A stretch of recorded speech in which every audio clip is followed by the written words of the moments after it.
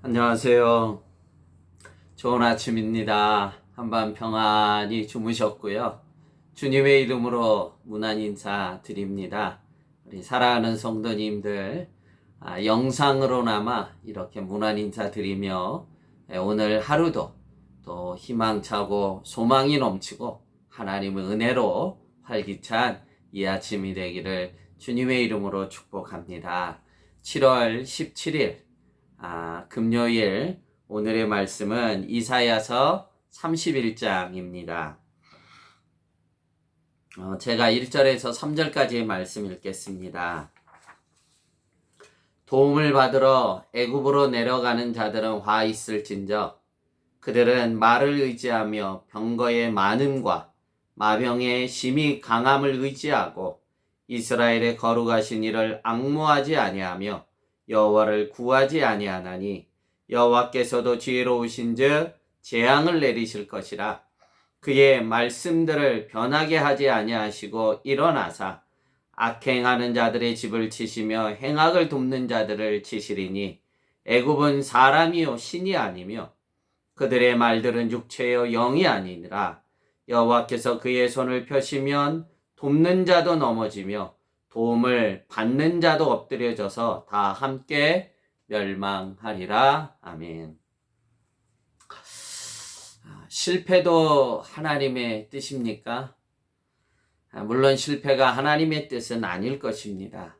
그러나 인간의 죄악으로 연약함으로 때로는 하나님께서는 실패로 인생을 이끌어 가시기도 합니다.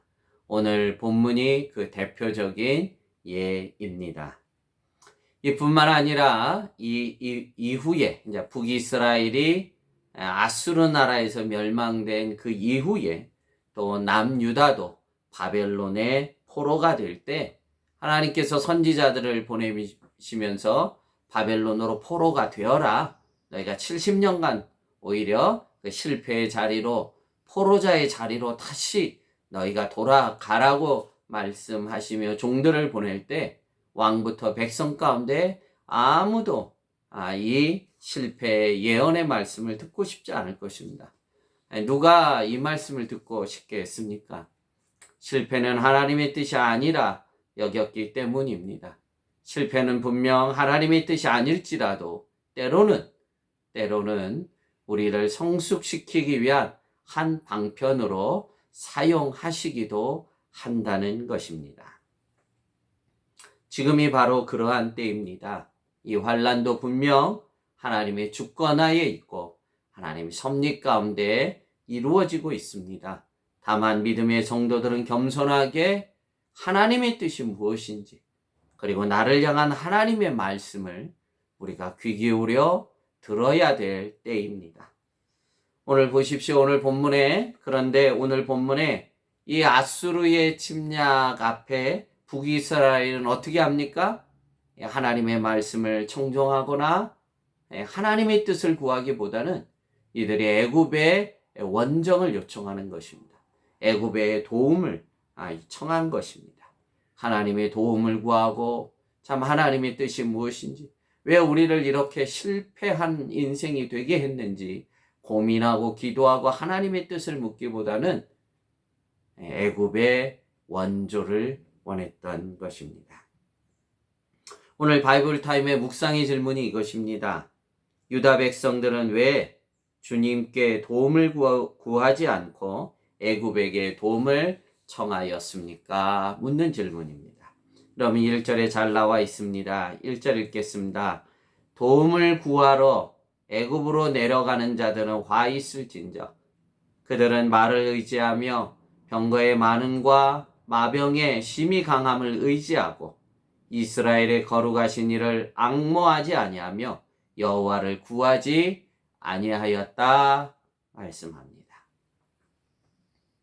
외형적으로 보이는 애굽의 그 많은 군사들 또 말들 마병들 저들이 우리를 지켜주고 이 어려움 속에서 우리를 구원해 줄 것이라 여겼지만 이들의 내면적으로 오늘 말씀처럼 거룩하신 여호와를 앙망하지 않았고 하나님께 도움을 구하지도 청하지도 기도하지도 않았다는 것입니다. 즉 북이스라엘은 안중에도 하나님이 없었다는 것입니다.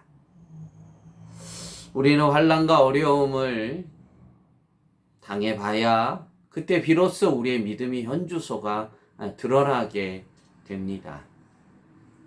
내가 참 믿음의 사람인지 아니면 어린아이의 신앙을 갖고 있는지 우리는 환난 가운데 알 수가 있습니다. 간절한 바람은 오늘 우리가 겪는 이 환난을 통해 내 믿음의 현주소를 파악할 뿐만이 아니라 내 믿음이 어디가 취약한지 정말 내 자신을 깊이 성찰하고 오히려 이 환난을 통해 우리의 믿음이 더 주께로 다가오는 주님만을 의지하는 믿음이 되어야 될 줄로 믿습니다. 안타깝게도 오늘 본문의 이들은 하나님의 말씀을 거역하고 애굽의 도움을 청하고 맙니다. 하나님은 왜 애굽의 도움을 청하지 말라고 계속해서 명하시고 있는 것입니까? 3절에 말씀하고 있습니다. 애굽은 사람이요 신이 아니며 그들의 말들은 육체요 영이 아니라 여호와께서 그의 손을 펴시면 돕는 자도 넘어지며 도움을 받는 자도 엎드려지며 다 함께 멸망하리라. 애굽이 외형적으로 볼 때는 군사력을 가진 나라로 보일지 모르지만 저들은 사람에 불과하다는 말입니다. 많은 말들과 마병들이 있고 눈에 보이게 좋아 보이지만 그것들은 육체의 한계가 있는 연약한 것들이라고 선을 긋고 있습니다. 그러면서 하나님께서 당신을 믿으라고 말씀하잖아요. 3절 하반절에 말씀하신 것 같이 여호와께서 그의 손을 펴기만 하면 돕는 자도 넘어지며 도움을 받는 자도 엎드려도 다 함께 멸망한다는 거예요. 거꾸로 그의 손을 의지하기만 하면 주님의 손을 붙잡기만 하면 승리하게 될 줄로 믿습니다. 지금이야말로 하나님께서 이 땅의 모든 인생에게 환난의 시절을 허락한 때입니다. 이러한 환난의 시절에 세상에 허접한 것에 마음을 뺏기거나 그것들을 의지해서는 안 됩니다. 도리어 겸손하게 하나님의 뜻을 구하고 날마다 말씀을 묵상하고 주시는 말씀 들으시고 경청하시고 마음에 새기고 그 말씀대로 순종하셔서 오히려 이 환난을 통해 우리가 사는 환난을 통해 여러분 다 죽는 것 아닙니다. 오히려 환난을 통해 믿음이 살고 믿음이 성숙하고 믿음이 자라고 나를 돌아보고 오히려 성장하고 성숙하는 귀한 이 시간들이 되기를 이 한날이 되기를 주님의 이름으로 축복합니다. 기도하겠습니다. 하나님 사랑합니다.